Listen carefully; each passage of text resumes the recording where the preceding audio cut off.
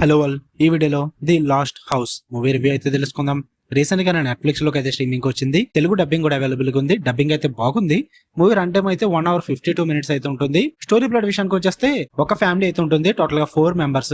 ఈ 4 members ఒక రోజు ఒక పెద్ద తుఫాన్ కారణంగా ఇంటి లోపల అయితే సీల్ అయిపోతారు భయ్య. అంటే ఏదో వరదలు వచ్చేసి కాదు, మొత్తం డోర్స్ అన్ని కూడా లాక్ అయిపోతాయి. వాళ్ళకి బయటికి రావడానికి కూడా ఛాన్స్ దొరకదు ఆ తుఫాన్ కారణంగా. వాళ్ళతో పాటు ఆ చుట్టూ ఉన్న నైబర్హుడ్ మొత్తం కూడా సీల్ అయిపోతారు. అసలు అలా ఎందుకు జరిగింది, అసలు ఆ తుఫాన్ ఏంటి, మరి వీళ్ళ దాని తర్వాత ఏం చేశారు, సర్వైవ్ అయ్యారా లేదా, వీటన్నిటి చుట్టూ నడుస్తుంది ఈ ది లాస్ట్ హౌస్ అనే మూవీ. ఓవరాల్ గా నాకు ఎలా అనిపించింది అంటే ఇట్స్ గుడ్ భయ్య, డీసెంట్ వాచ్ అనిపించింది. నాకైతే ట్రై చేయొచ్చు, కాన్సెప్ట్ చాలా డిఫరెంట్ గా అనిపించింది, ట్రై చేయొచ్చు. బట్ ఎలాంటి కాన్సెప్ట్లకి సిరీస్ తీస్తే బాగుంటది. అడ్డమైన రొట్ట కాన్సెప్ట్లకి అన్నిటికి సిరీస్లు తీస్తారు 8 ఎపిసోడ్లు.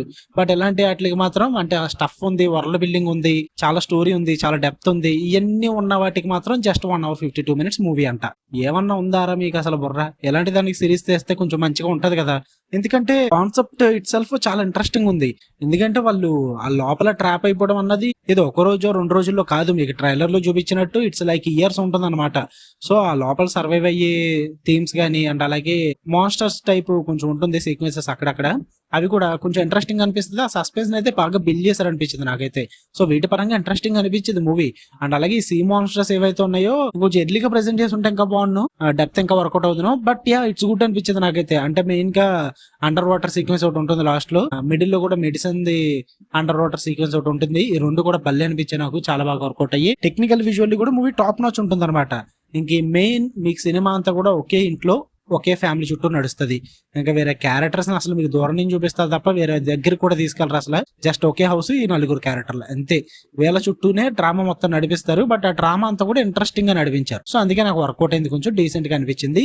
నెగిటివ్ విషయానికి వచ్చేస్తే బోర్ కొట్టుద్ది భయ్య సినిమా. ఎందుకంటే మీకు 1 hour 52 minutes రన్ టైమ్ లో దగ్గరగా 1 hour పాటు సెటప్ ఏ ఉంటుంది. అంటే స్టార్టింగ్ స్టోరీలో తీసుకెళ్లిపోతారు. బట్ క్యారెక్టర్స్, వాళ్ళ ఫుడ్ కోసం పడే ప్రాబ్లమ్స్, వాళ్ళ మధ్య కన్వర్జేషన్స్ ఇవే ఉంటాయి. ఫస్ట్ 1 hour ఇదే ఉంటుంది. Last 52 minutes of the movie main అనమాట. ఈ 52 minutes లోనే చాలా రివీల్ అవుతుంటాయి, చాలా యాక్షన్ ఉంటుంది, సస్పెన్స్ ఉంటుంది. సో 1 hour మీరు ఓపిక్ గా చూడాల్సి వస్తుంది. అండ్ అలాగే క్లైమాక్స్ ఆబ్వియస్లీ అప్రప్ట్ గా ఎండ్ చేసేస్తారు. లైక్ సేక్వల్ ఉందన్నట్టుగా, మరి ఉందో లేదో నాకైతే తెలీదు, ఉండొచ్చు ఐ థింక్. అండ్ అలాగే మెయిన్ ఈ కాన్సెప్ట్ ఏదైతే ఉందో డిఫరెంట్ గా ఉందంటున్నా కదా, రిఫ్రెషింగ్ గా, దాన్ని ఇంకా డీప్ గా ఎక్స్ప్లోర్ చేసి ఉంటే చాలా బాగుండు. జస్ట్ పైన టచ్ చేసి వదిలేస్తారు. అందుకే అంటున్నా, ఇలాంటి వాటిని లిమిటెడ్ సిరీస్ ఆర్ సీజన్ 1 ఏదోలా తీసుకుంటే బాగుండు. చాలా కాన్సెప్ట్ ఉంది కాబట్టి. బట్ డీప్ గా అయితే చూపించలేదు, అది కొంచెం నేను డిసప్పాయింట్ అయ్యాను. సో అక్కడ బిగ్గెస్ట్ ప్రాబ్లం మూవీకి.